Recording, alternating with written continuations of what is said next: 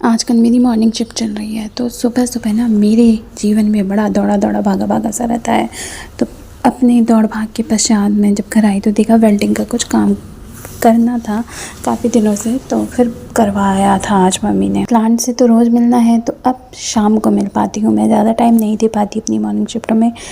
आज डिनर मैं बना रही थी क्योंकि देव की फरमाइश थी मूली के पराठे, और पराठों को बनाने में मुझे इंटरेस्ट आता है सर्दियों में, हमेशा नहीं, और तब जब मेरे पास टाइम हो। तो मूली के तो 3 ही पराठे बने, 2 मूली 3 पराठे। फिर हमारे सबके फ्रिज में लेफ़्ट ओवर दाल चावल रखे रहते हैं, तो उनके भी पराठे मिला के आज डिनर हो गया था हमारा। एक टाइम था जब सोशल मीडिया बहुत ज़्यादा स्ट्रेस देता था मुझे। मैं ये सोचती थी ब्लॉग्स देख के, क्योंकि मुझे ब्लॉग्स देखना अच्छा लगता है, क्लीनिंग रूटीन्स देखना अच्छा लगता है। जो प्रोडक्ट्स उसमें दिखाए जाते हैं कभी कभी मैं यूज़ करती हूँ। क्लीन रहता है घर मेरा, लेकिन मैं ये सोचती थी कि किचन कितनी खाली खाली सी दिखती है ना, और मेरी किचन इतनी भरी हुई क्यों दिखती है।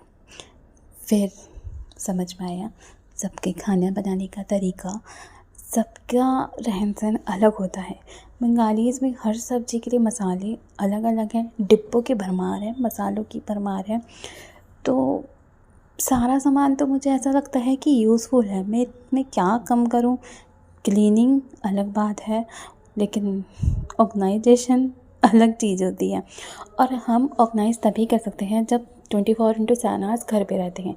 जो लेडी 7 से 8 घंटे बाहर बिताती हो, वो घर में बहुत कम टाइम दे पाती हैं।